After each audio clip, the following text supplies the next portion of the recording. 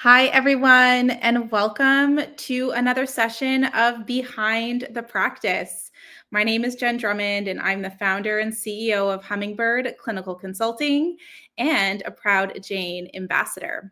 Our goal with this series is to bring you real, actionable strategies directly from the experts, helping you simplify systems, strengthen teams, and grow your practice with purpose.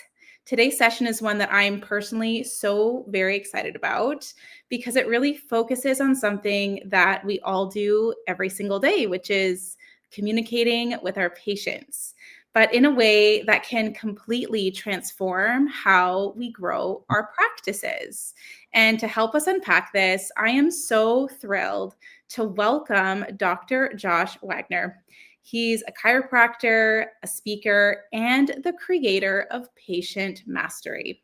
For those of you who may not know Dr. Josh, he's widely recognized for helping chiropractors become the go-to experts in their communities, all while improving profits, simplifying their schedules, and taking more time off. Through his Patient Mastery framework, he's helped hundreds of practitioners create thriving, patient-centered practices by focusing on one simple truth: the better you communicate, the stronger the results. Dr. Josh, I am so thrilled to have you here. Welcome to Behind the Practice. Thanks, Jen. It's great to be back with the Jane community. This is the second or third time I've presented. You guys are a wonderful group. If you have any questions during this, there's a comments tab, type them in. I should be able to see them, or Jen will catch them, and I'll make sure to answer. Today, what I'm going to be giving you is exact words, sentences, structures to use with new patients primarily that will have you become more trusted, respected, and be that go-to leader, regardless of what type of healthcare or health profession you're in. After a decade of helping specifically chiropractors grow their practice, make more, less time, but from a place of being the go-to healthcare expert, not just spending more money on marketing or adding new modalities or doing anything that doesn't feel aligned or in integrity with you. And I'm going to share with you, like I said, right away, sentences that you could use with new patients that will make a difference starting right away. So I'm going to share my screen. Jen, you can see the next slide, what you'll learn today. Okay. So 5 quick things. New patient leadership statement to start every single consult. So again, it doesn't matter what type of healthcare provider you are. When you walk in the room and meet that new patient for the first time, how to start that conversation for trust and respect and leadership. We have a 6-question consult that gets patients to literally just want you to be their doctor and refer immediately after the consult, even before they get results, without even asking them. I'm going to be sharing with you 2 of the most important questions in that consult. I'm going to share with you an outline of the 5 steps to talk about when you give your clinical recommendations and fees, especially if people are paying out of pocket. That conversation is a lot more important than if they just pay a copay every visit. And then finishing up with the real reason why patients choose to pay out of pocket, because it's oftentimes not what you think. And when you realize it, your conversations and your visits will go so much easier and stronger. So let's dive in. I'm going to start with a tone check. And what that means is one of my first mentors in chiropractic was a 92-year-old chiropractor who practiced for decades outside of his home in Brooklyn. And then after he retired, spent decades teaching every Thursday night out of his basement, which was a big auditorium, to chiropractors, past patients, and past employees. And he would speak on philosophy and spirituality and personal growth and chiropractic. And essentially, most of what he said would go over everyone's head. But I could boil down a synopsis of his being and his teaching in 3 words. And I recommend you write these 3 words down. Tone, T-O-N-E, just like on the slide. Over bone, B-O-N-E. Now, from a chiropractic standpoint, tone over bone means tone, your intention, your being, your reason for why you're doing what you're doing is far more important then the segment you adjust, then the bone you adjust, then the technique you choose, then the reason for your analysis. Tone over bone on a global perspective means your being and your intention is always more important and dictates the bone, which is the words you say, the strategy you do, whatever you act upon. And so I'm going to be teaching you both today tone and bone when it comes to that new patient experience for a lot more leadership and respect and trust, where the goal is patients follow your recommendations, get the results they're looking for, and pay you out of pocket if you don't go through insurance, which is more and more the trend. So starting with a quick tone check, there's a comment section. Type in a me if any of these three apply to you, or one at a time. So the first one, you love what you do, and you also feel like you're the best kept secret in your town. If that applies to you, throw me in the chat, because I know that's what it was like when I was in practice, especially in the beginning. It's so easy. So Hannah, yes. All right, thanks for being with us. Next one. You practiced 10 or more years. Now, even if you're 5 or more years, this applies, but look at your monthly profit and think, I should be making more for how many people I'm helping, whether it's on a weekly basis, monthly basis. Who feels like you're giving great service, great results, and you should be making more for the difference you're making in people's lives? Yeah, okay. Thanks, Nate, Lauren, Keen, Rick, Stacy. Appreciate the input. And then the last one is, you ever have the frustrating experience of knowing you can help a new patient, but they don't see the value in what you offer, and especially if they have to pay out of pocket? If that hits you, give me another yes. Thanks, Joe. Thanks, Katrina. Vladimir, good to have you on. Hey, Kevin Mack. Okay, so let's start solving that right now. And by the way, this will be a recording shared, but if you can take notes or take screenshots of what I'm going to go through with you, just be prepared, because you want to be able to use it as soon as possible, and you're probably not going to remember every sentence just from being on live. What we're going to start with right over here, in the patient mastery process, is every new patient consult starts with the leadership statement before going into the 6 questions. So I'm going to teach you the leadership statement right now. And actually, before I get into it, let's just set the stage. So this is for any new patient. They've already come into your practice. They've checked in at the front desk. They've filled out paperwork. And now most likely they're waiting in your office or an exam room, and you're about to walk in. So we're setting the stage of when this conversation actually takes place. It's not the front desk assistant. It's not over the phone. It's you, the provider, meeting them for the first time. And of course, you're going to introduce yourself, obviously. It's smart to build some type of rapport. So that may be based on how they found you. If it was a referral, comment on the existing patient who referred them. If it was they've just driven past your office for 10 years and they finally felt they needed you, you comment on that. One of the easiest ways to quickly connect and not have it go sideways is just ask them how many years they've lived in the community. It doesn't matter if they've lived there 3 months or 35 years. Awesome. And then share how long you've been in the community. And it doesn't matter if you've been there 3 months or 35 years. Any answer works. And it's just a quick way to connect. Hey, you're both in the same community. Now, immediately from that, the first thing you're going to say, so this is number 1, sentence number 1, this is how today's visit is going to go. Simple as that. You're going to see when you say that, there's no aggressiveness, there's no force behind it.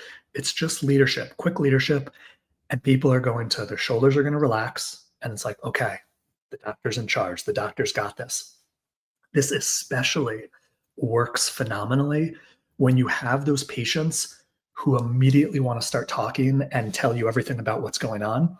And all of a sudden you realize, whoa, I have no control over the conversation, and this patient is talking a million miles a minute, and really they're in charge. So as soon as you introduce yourself, have some quick rapport, immediately say the sentence, and then it lets the patient know, okay, the doctor's leading the conversation. Next sentence. I'm going to listen to everything you have to say. And immediately that elicits trust, assuming you're actually going to keep your word and do it.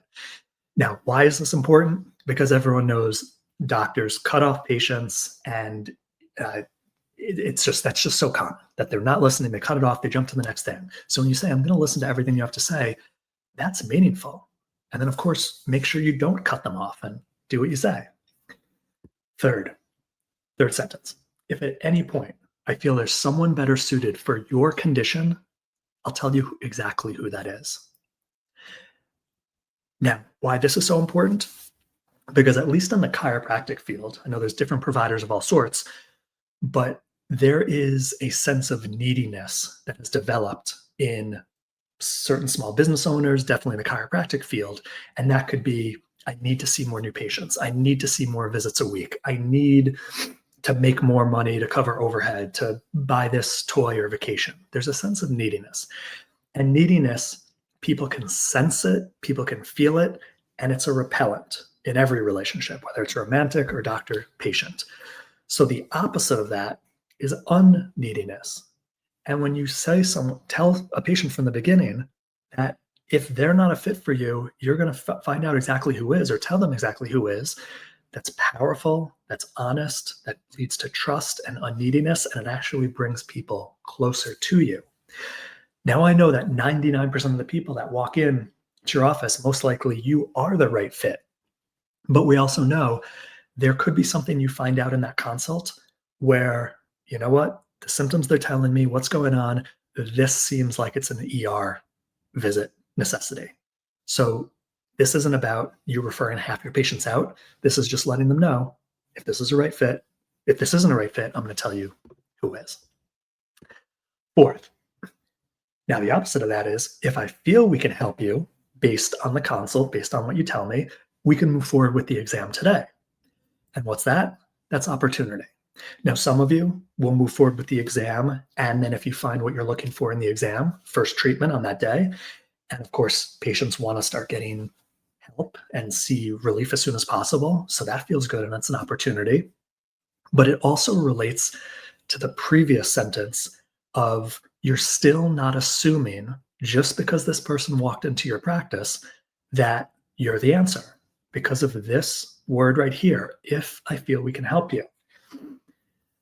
Meaning the patient has to prove that they're a candidate for your care rather than the common misperception or perception in the public of, well, I go to this type of provider and I'm going to have to go to them for life.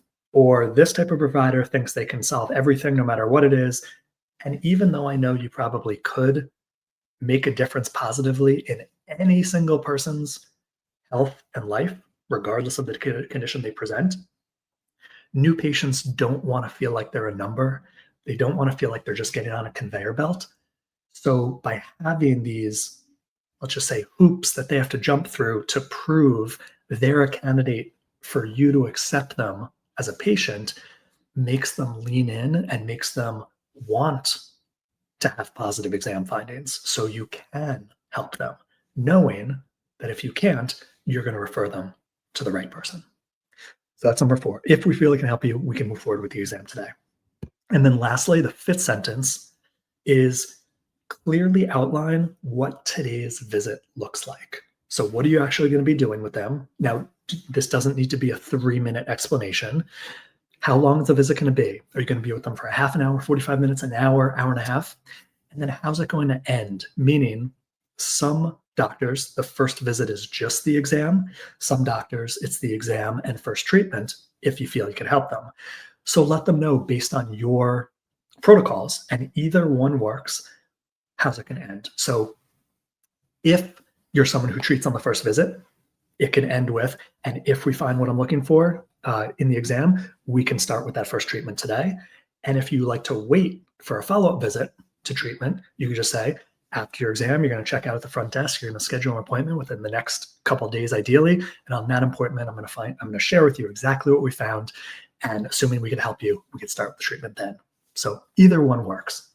And people love clarity because if they don't know what's coming next, let's say you're going through the consult and you're asking them really important questions that you want the answer to, and they're nervous about what may happen in the exam because you said we're going to do an electric scan of the spine. And even though it's a non-invasive, they don't feel anything, a patient hears electric scan of the spine and they're all like, oh man, is that going to hurt? What's going on? They're not going to be with you present. They're not going to really share what's going on.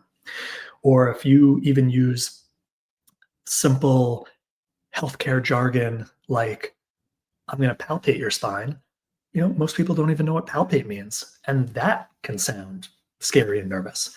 So just by being clear, like this is a great thing to practice with your spouse. Share this number 5. Okay, this is what I would say to a new patient of how the exam's going to go. And ask your spouse, assuming they're not a healthcare provider, did anything cause you some hesitation or anxiety or reluctance? Was it clear? And does it make you just lean into, okay, let's connect? So 5 sentences right there. Any questions on those 5 sentences? Hannah, what if you decide not to move forward? Who pays? That's a 75-minute session gone. Okay. So I'm going to answer as quickly as possible, but we are getting into the weeds because every practitioner is different. What I teach, what I love doing, is offering every new patient a complimentary consultation. So that means consultation in the US is just the conversation. No exam, no hands touching them, no x-rays, nothing, just the conversation. I know from what I teach, those 6 questions, 999 people out of 1,000 are going to pay you whatever your exam fee is after experiencing those questions. Now, if they're not a fit for you, which again is going to be probably 1 in 500 people, you refer them out, you lost that 15 minutes. It's not the end of the world. But that's how I recommend. Give away those first 15 minutes in the consult. The person is told how much the exam will be. There's no bait and switch whatsoever. And it's their choice at the end of the consult, ready to go forward with the exam. And then they know whatever your exam fee is, 97, 197, 350, it doesn't matter. So that's my best answer, but everyone has different setups. Lindsay, yes, there will be a recording of this. Okay, so that's the leadership statement. And again, right from the leadership statement, you're going to go into what I call the 6-question consult for retention and referrals.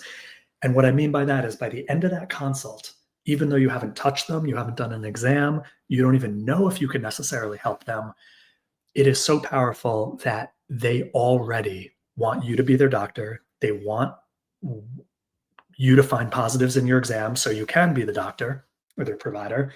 And even though you haven't even asked them for a referral in the consult, they're already knowing they're telling people about you. It's that powerful. What I'm going to share with you now is a couple of questions within that you can start using right away. So 6-question consult for new patients to get it, at least in chiropractic, that means to understand it and want you to be their doctor for life.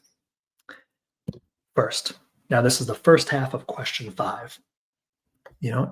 Before we get to it, I'm going to share why we asked this question. So at least in chiropractic, one of the biggest sabotages of getting people well and building a practice is the general public doesn't understand that symptoms or the lack of symptoms isn't the same thing as health. You can feel fine and not be healthy. We all know that, whether it's you've got cancer growing in your system, whatever it may be. The lack of symptoms doesn't mean the presence of health. So it's very common in chiropractic or other healthcare that let's just hypothetically say, this person needs 2 months of care. And by week 5, they're asymptomatic, but there's still work to be done on the inside, right? The sabotage is patients will leave and bail and disappear once the symptoms go away, even though there is still work to be done in the healing process and internally. So that's an extremely common issue in chiropractic, and that's why education has come in so heavily, and a lot of chiropractors educate and educate and educate. Well, I'm going to share with you this one question that when you ask this question correctly and you revisit it on future visits, you don't need to do an hour lay lecture. You don't need to, just drown them in education on the first couple of visits. You turn the light bulb on in their head. And this could work for any profession. So here's the first part. In what time frame Are you hoping to see initial relief? And when are you hoping that this is fully resolved? Now, what's really important to do in this is have your hand out. As in, there's two different things going on here. So you're asking, you hold your hand out, like maybe your fist on the right. In what time frame are you hoping to see initial relief? And then in the same question, and when are you hoping this is fully resolved? And move your hand from right to left. Now, why do we do that, right to left? For two reasons. Emphasizing that relief is over here and resolution is over here. Those are two separate things.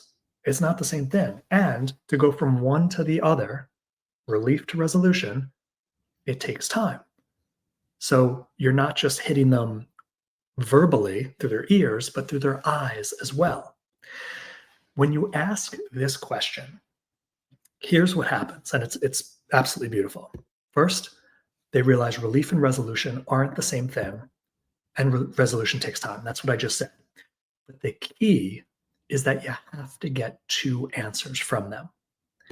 So what's going to happen most of the time is the patient's going to say, well, I'm hoping to get relief, as soon as possible, which is a very normal response.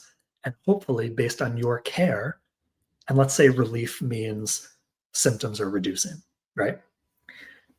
Hopefully based on your care, whether it's after the first visit or after the first 1, 2, or 3 visits, they're definitely feeling relief.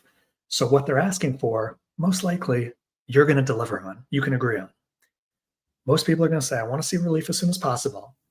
And then for resolution, they're going to say one of two things. They're going to say, I don't know. I was hoping you'd tell me, which is amazing. That's giving you permission to be the leader and in charge of the doctor. Or because most people have come to you with a condition that's been going on for months or years, they're going to overshoot how long it takes to actually get this resolved. So let's say your treatment protocol was going to be 3 months for this type of case. Most people are going to say 6 months, a year, or longer. So then when you do give them the recommendations of we're going to work together for 3 months, it feels better, lighter, easier, more doable. And the key is, this is really important, for this question to work, you need to get two answers, because people will also not really hear you when you ask it, and they'll give you just one answer. They'll say a couple weeks. And if they do that, you've got to clarify, a couple of weeks for relief or a couple of weeks for resolution. And then you get two answers from them. So they clearly know there's two different things. Like I said, if they say, I don't know for the second answer, it's a good sign because it's giving you permission to tell them what the clinical recommendations will be, and acknowledge both answers. So when they say, usually they're going to say, I hope to get relief as soon as possible. You're going to say, great. If we work together, I expect you to start getting relief as soon as possible. And then for the resolution, remember, this is just the consult. You haven't even touched them yet. You haven't done an exam. What you're going to say is, and based on the exam, I'll be able to tell you that afterwards.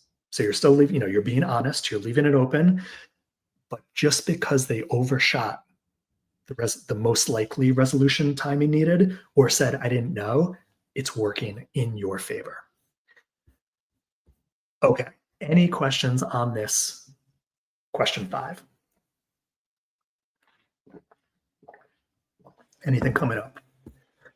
Do a visual, do the hand, make sure they answer both questions. Anything coming up? There's a really important one. Every one of you can use this tomorrow. No? Okay, awesome, Vladimir. Okay, you know what? I think I took 5B accidentally out of here, so I'm going to share with you 5B. Now, previously in the consult, you explained, and didn't go over this, but I'm giving you some reference. You explained how what you do works for the body. Meaning for chiropractors, hey, I'm going to analyze the spine, I'm going to check the spine, and based on that, we're going to help this condition. But because the spine is a global unit and it affects all the nerves in the body, it can also be related to these issues, these issues, these issues, these issues. And hopefully you do something like that too, whether you do nutrition or massage therapy, you know that the service and the treatment you provide isn't just beneficial for the condition the patient came in with, but it's getting their whole body working better. Let's just make that general assumption. Question 5B is then saying, okay, if I find what I'm looking for in my exam and we start getting you results and relief on this condition you came for, based on what I shared with you previously about how chiropractic, acupuncture, nutrition impacts the whole body, are there any other conditions I should know about that you're looking to get resolution with? By asking this question, one, you're reminding them the power and the benefit of what you do for twofold. One, they probably have other health concerns that they didn't realize your specific care actually can help. So now that's either another case or more you can add in to helping them. Second is by dropping these other conditions that your service helps with, they may have a spouse or a child or a relative or a coworker or a friend who's got headaches or excessive menstrual cramps or sciatica or ADHD or can't sleep or anything else that you know you help with. And just by dropping these seeds of how your service and how your work helps these areas, it's planting those seeds. Remember how I said at the end of the consult, you're going to get referrals? This is part of those seedings. You're not asking for referrals. You were literally just saying, outside of the condition you came to me with, now that you know what this service takes care of, are there any other conditions you're looking to get help with? That's 5A and 5B. And you will see people share, oh, well, now that you say it, I do have this issue or this issue, or, oh, my husband has this, my wife has this. Do you think you could help them? Absolutely. Have them set up a complimentary consult. Okay. Casey, this has made me want to book a chiro appointment. It's funny. Awesome. Okay. Let's keep going. So we just touched on question 5 of the new patient consult. Now, after the consult, you obviously do an exam. And then after the exam, based on what you found, you have to give recommendations. So people get the care and know what they need to do, what the costs are, all of that. How to get paid and your recs followed, how to get paid out of pocket. We have these perfect expert 5 steps. And I'm going to share them with you right now. And doesn't matter what your service is, this works. So 5 steps, 5-step recs to get paid out of pocket. First one, recap what you found out, the answers from the consult and the exam findings. And when we say exam findings transformation, what I mean is a lot of docs are taught to show a patient exam findings and whatever the positives are to make those kind of heavy and negative, like, okay, you see the arthritis there, or you see, these values. Let's say you're looking at blood work. See how far these are out of whack? Like, that's bad. It's only going to get worse. If you don't do anything about it, it's going to keep getting worse, blah, blah, blah, blah, blah. And it's negative and it's gloom and doom. And does it work to an extent? Yes. It can fear people into, okay, I really need care. But if you're anything like me and real patient-centered chiropractors, that's not how you want to spend your days helping people get better, is gloom and doom. So when I say exam transformation, what I mean is when you have the positives on your exam, again, whether they're numbers out of whack, an x-ray, a scan with red on it, doesn't matter. Whatever you do, hopefully it's something visual. And if not, it works too. But you're going to let them know, hey, because I found these positives, that gives me so much more confidence that we're going to get you the results, because that is what I take care of in people. Whether, it's the pressure on a nerve, subluxation, scoliosis, blood levels out of whack. Again, this can be applied to any healthcare modality. But the transformation goes from that's bad and it's only going to keep getting worse, and especially if you don't do anything about it, to because I found that and you explained in the consult why what you do is so unique and you're going to be looking for something that no one else looks for. I found it, and that gives me so much more confidence you're going to get the results you're looking for. Now, notice what I did. I didn't guarantee, so I didn't say anything that wasn't true because you haven't gotten the results yet. You just said, this gives me so much more clarity or confidence. Use the words that are true to you, because remember we talked about tone over bone. Your tone is optimistic and confident and leader-like. Your bone is honest, and people will follow the tone over the bone. And not to say they don't follow honesty, but you don't have to guarantee anything that isn't true. Mark, does the issue of cost come up at this time where a client may say, I want resolution, but I can only afford blank? How is the discussion of cost addressed? I'm guessing, Mark, that's from the previous slide of question 5, relief and resolution. It's a great question. And interestingly, Mark, I have never, ever heard that as a reply. So my best answer is you're not going to hear that, because this is literally in the consult, and you're not talking about money. You're not talking about number of visits. You're not talking about you're literally just asking them a very simple, basic question. When are you hoping to get relief? And when are you hoping this is resolved? I've never heard a doc mention someone brought up cost at that point. So I don't think you have anything to worry about. This is only going to work in your favor. Good question, though. Okay, so that's the first step of the 5 steps. And this is the longest, but it still shouldn't take you more than a minute or so to recap why they're coming in, what you found out in those 6 questions, and a quick recap of exam results. This is also an area where most providers go too in depth, give too much explanation, and lose a patient, meaning they get confused, it's over their head, and that's what has them say, you know what, I got to speak to my spouse. I got to think about this. Let me get back to you after the holidays.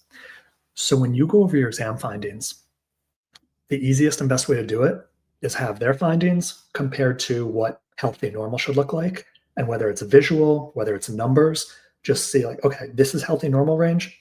This is where yours are. This is healthy normal spine. Look at yours. This is healthy normal blood. There's it. And they can see, wow, I'm out of whack. You don't need to explain what every single detail means. The best way I can illustrate that is think about some of the highest level most highly regarded doctors in society, let's say oncologists for cancer. And an oncologist comes back with the exam, and let's say they're looking at your thyroid levels, or like T3, T4, or whatever. And they say, okay, this is out of whack. Like, yep, you're stage here. So you need XYZ, chemo, radiation, blah, blah, blah. They don't give you a lesson on T3 and T4, like an anatomy physiology lesson, because no one would understand and they don't care. They just trust, okay, you know what you're doing. You've got to take that same approach when you're going over your exams, because too many providers try to justify and explain and get the patient to understand or agree with it. And all of that comes out of that sense of neediness. So just show them the facts. Because we found that, I'm so much more confident, or so confident we're going to get you the results you're looking for. That's all you need to do. Okay, step 2 is we're bringing back unneediness. So we had it gently in the leadership statement. If I'm not the right provider, I'll tell you exactly who that is.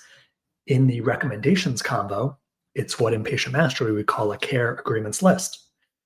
So we've already showed them the exam results. We've let them know, confident, get you the results you're looking for.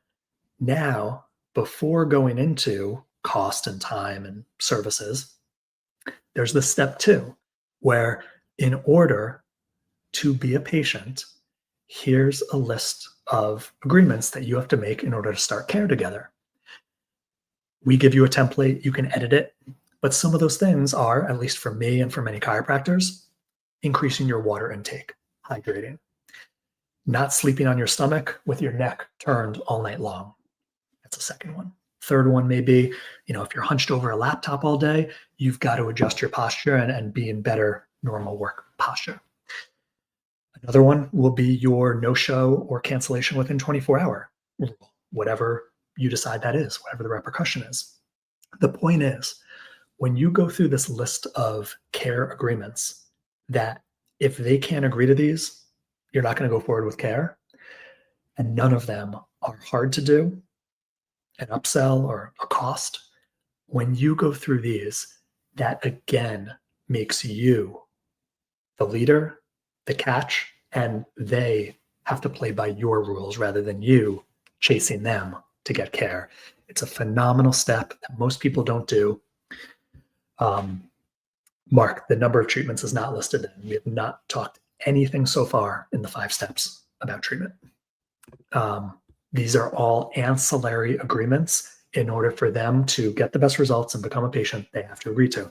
And again, none of them cost anything. So you go through all of them, they sign at the bottom. They're not signing any cost, anything. They're just saying, again, like, okay, I'll agree to your no-show policy. I will increase my water intake. I won't sleep on my stomach, things like that.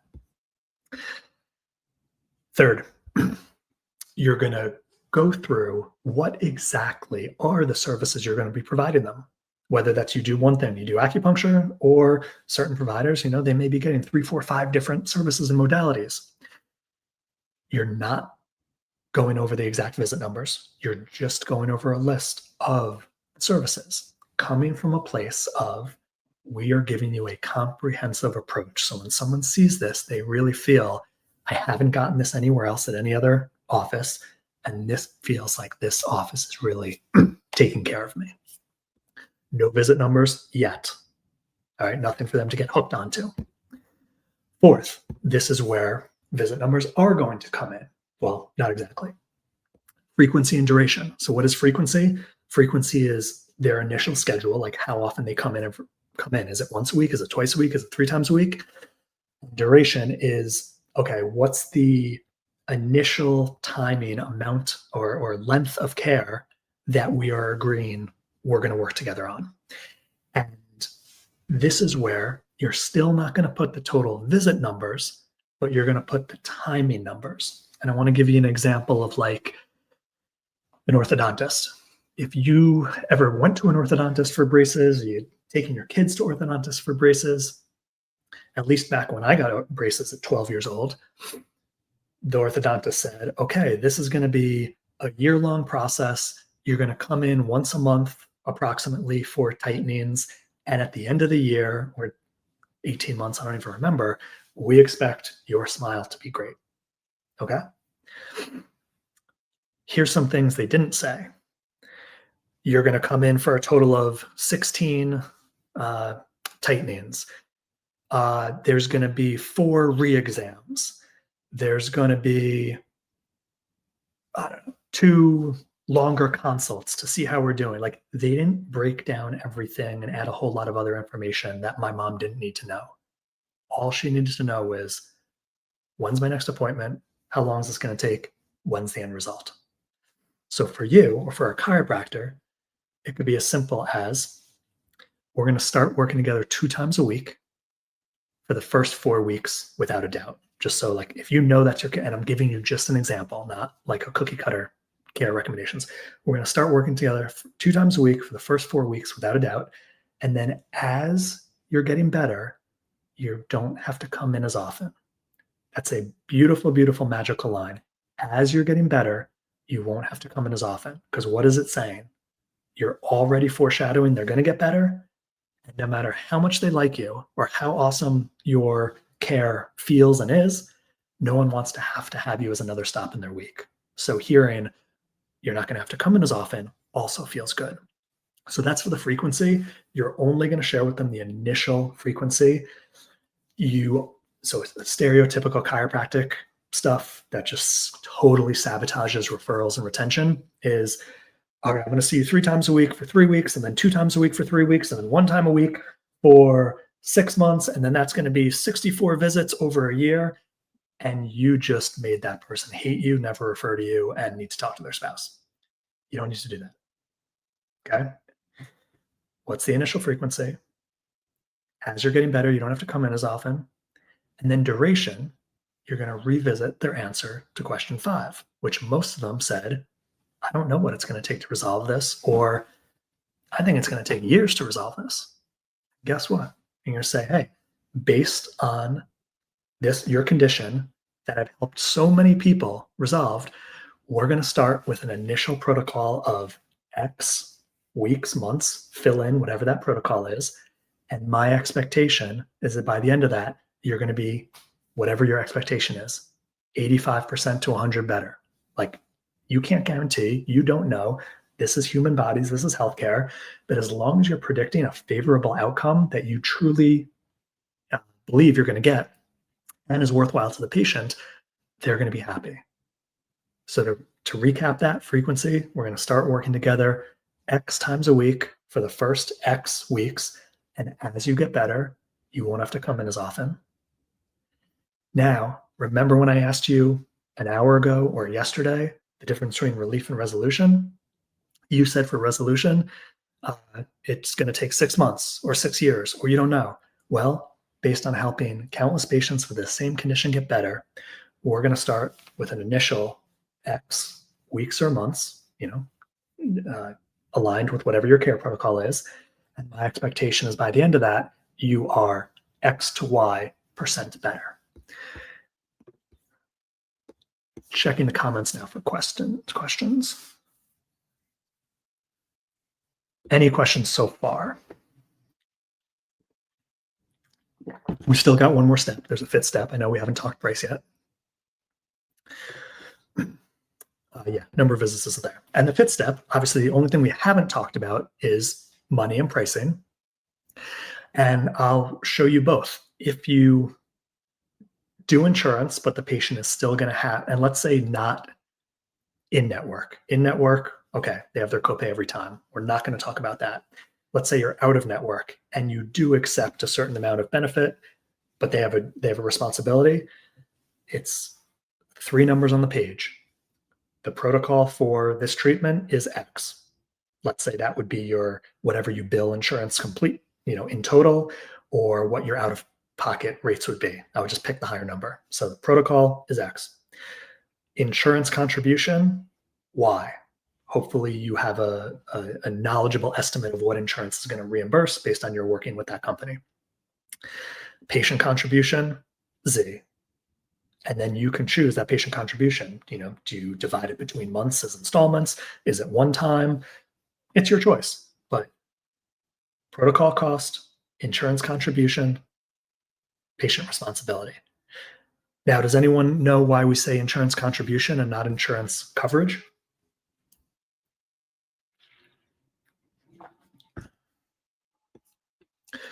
Well, here's a little trick. Never use the word coverage again, because coverage immediately plants in the patient's mind that that's all that should be covered and anything else is like elective or shouldn't need be.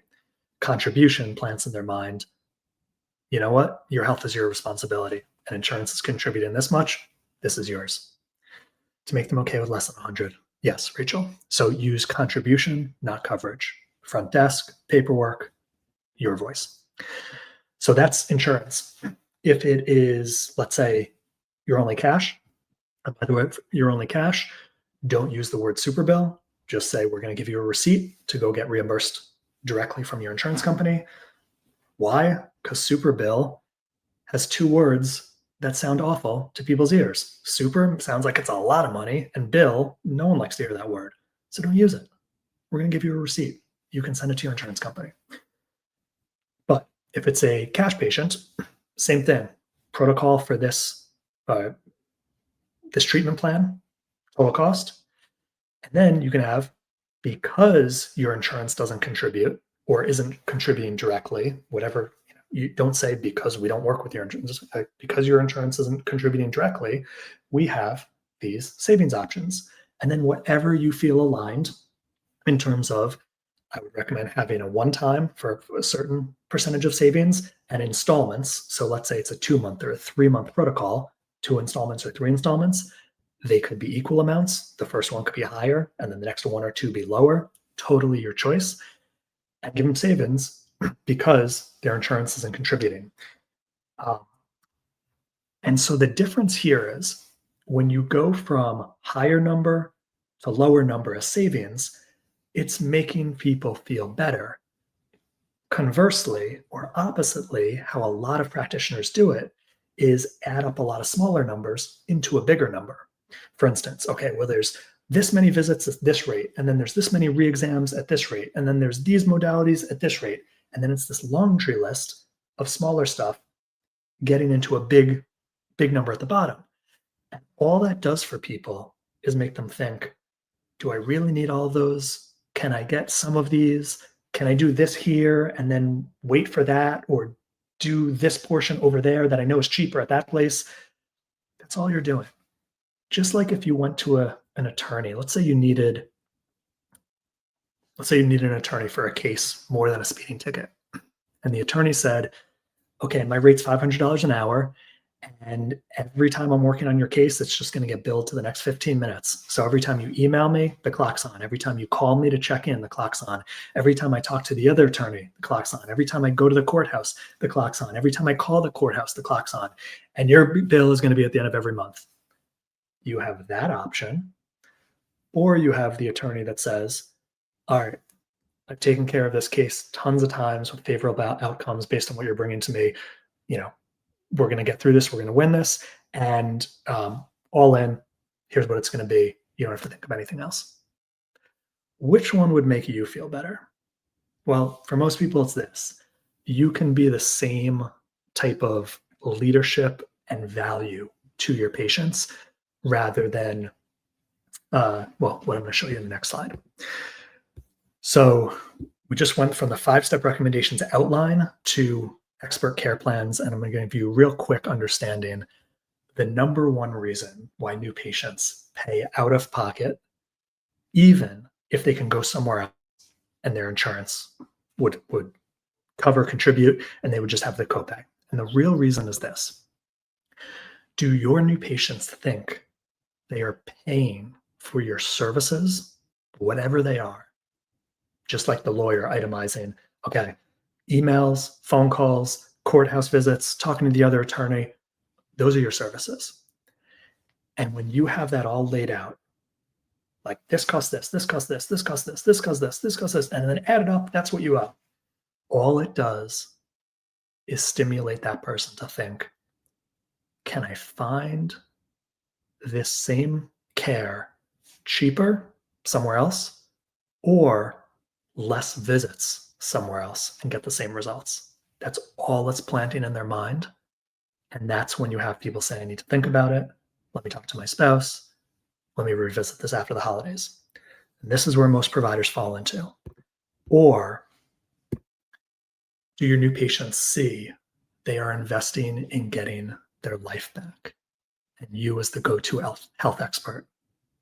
So when the sciatica treatment protocol or the migraine treatment protocol, in order to be able to play with the kids on the weekends, coach my son's baseball team, watch Sunday football, not be in pain, dance with my wife on the weekend, when that's what they're investing in, and you've proven you are the honest, respectable leader for healthcare through your 6-question consult, exam, and recommendations, when that's what they experience, do you accept credit card? Can we start today?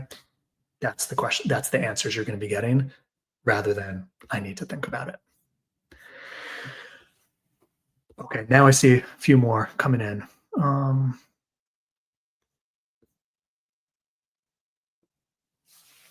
Hannah, I'm trying to relate this to my practice, but it's not really cut and dry because I work with the nervous system. It's definitely hard to predict how dysregulated a client nervous system is and how they will react. So Hannah, again, you're going down like a rabbit hole of a very distinct type of treatment protocol, which I don't know what it is. Harder to answer that for a global audience. Sorry about that. And I'm just going to finish the slide. We're going to open this up for more questions and combo, but you deserve an incredible practice and income for helping people get back to their life. And when you realize that you can truly come from a place of 100% honesty with your new patients, you don't have to overeducate. You don't have to use fear tactics. You don't have to do anything that doesn't feel great to you. and have people respect you, trust you, follow your recommendations, pay out of pocket, and refer even without you asking, it absolutely is possible. And it's never been easier than today when more of society is open to non-medical alternative approaches and doesn't just want pills and doesn't want a surgeon as their first option. So you guys are positioned amazingly, and the amount of stress through society, technology that is on people's systems today is literally just driving more people to need your care and to embrace that as being a lighthouse for them. And when you are helping people get back to their life, you deserve an amazing life yourself. So thank you, Jane community. Thank you, Jen, for having me. And yeah, let's talk about this. Thank you. That was wonderful. I don't know if you saw me write all my little notes. So many great little bits of genius here to help our attendees. As I was writing, I'm trying to relate some of the framework on how our audience can implement some Jane features. And the one question I had, or I have a couple questions, but the first question I had for you is just in those consult calls, or some will call them discovery calls, 15 minutes is such a short period of time. Do you ever recommend having an initial intake form be automated with that appointment type to help you fine tune that time, be really intentional in that time? Yes. So for instance, I know a doc I work with who uses Jane, and we obviously have a new patient phone call script. Yeah. New patients can call in or book directly, but they've incorporated the questions in our phone script into the Jane software. So the assistant at the front desk can just be make sure she's inputting it. What I would say is you don't want to outsource the connection. So you don't want to outsource these 6 questions to an online portal, because people won't give you the full answers. 100%. And when we're talking about just 6 questions, you could keep it within 15 minutes. And when you're just on point, and we're not talking about doing the exam, we're just talking about the initial conversation. So you absolutely can. You can start with it over the phone, absolutely, if that's your practice style. So yeah, it could be done on the phone, it could be done in person, and some of them, yes, they can answer them in an online assessment, the CA over the phone, but essentially you want to connect live with that person. That's where you're going to get the best trust and leadership. Yeah. And it's a good almost 2-step approach, right? You're collecting maybe some detail up front to allow you to review ahead of time. So using, a templated intake form, automated, sent out once that appointment gets booked, whether it's telehealth or they're coming, for a phone call. So I loved that. And then the other piece here that I wrote down was just on the block booking of series. So would you ever recommend that our attendees, like when they follow this framework and they finally get to the point where they're making their recommendations of care, to then encourage that patient to book that series, the 2, sessions a week for 4 weeks ahead of time, and then do their re-exam? Yeah, great question. And I realize in this format, I'm not showing you.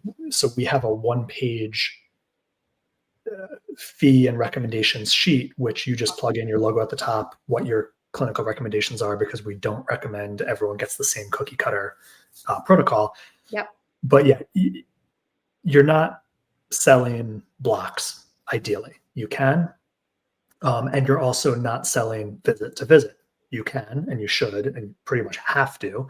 But I would let that be the last option for the patient to choose. Yep. Ultimately, rather than thinking of selling blocks, is you are selling the case. And It doesn't mean the case is ambiguous. It doesn't mean come whenever you want. It doesn't mean, oh, this may take 6 weeks, this may take 6 months. It doesn't mean you're selling resolution. It means you've created, let's say you, the doctor, and your team, like in the back end, you have, how long is this going to take? What are the services that are going to go into it? How many visits? What's everything you've created, and then you've created your ultimate case fee based on that. But you're not showing everything to the patient because it's unnecessary and it gets overwhelming. So all you need to show to the patient is, what's the initial game plan? How often should I expect to start coming in right away? For instance, if you have a 4-month plan, no one needs to know week 14 how many visits they're going to have to come in that week. They don't need to know. It's too much information. Yeah. Tell them the initial. So they're going to know the total length, let's say 4 months. They're going to know the initial frequency. Yeah. And they're going to know the cost. They don't need to know every 12 visits you have a re-exam, but you're going to have a re-exam. They don't need to know, let's say you have 3 services that they get on each visit. They don't need to know that this service is $57, this one is $91, and this one is $23. They don't need to know that. So total length, initial frequency, what are the savings options, and what's the expected results? Yeah. All they need to know, and you will get easier payment than ever before. Yeah. And I think the benefit here is a lot of what you're describing is such a flexible framework based on discipline, based on clinical concern.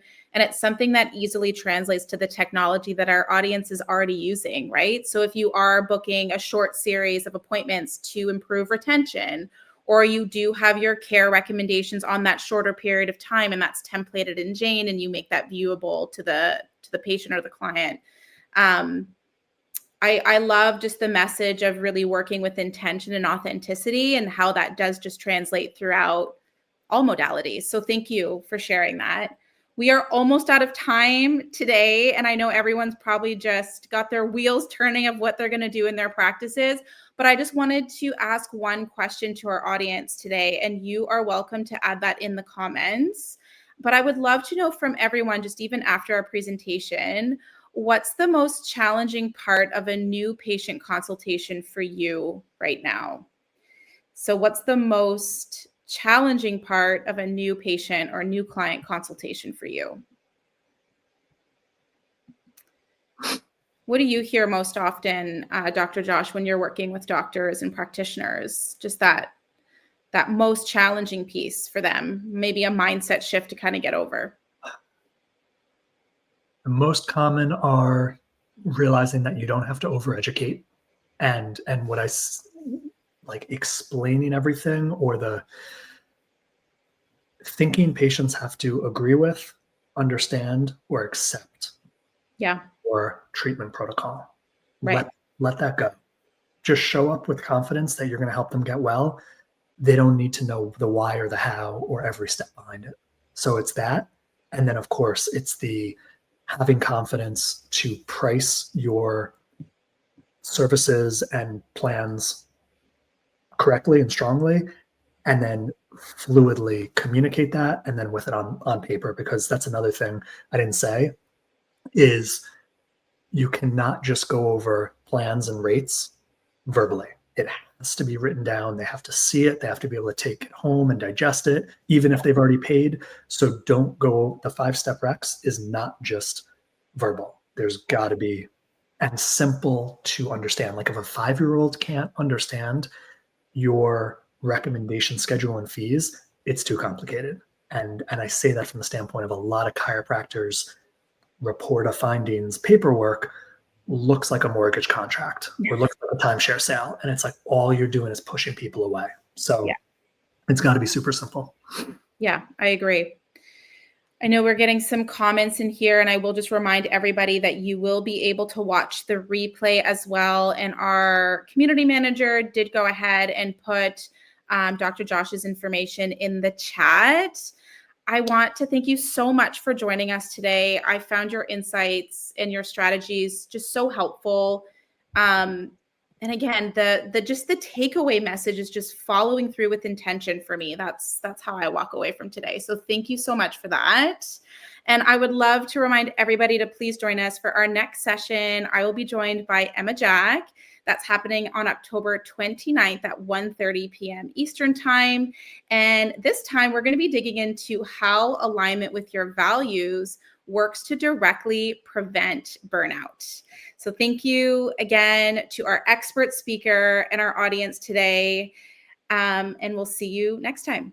Well, thanks, Jen. Thanks, Jane community.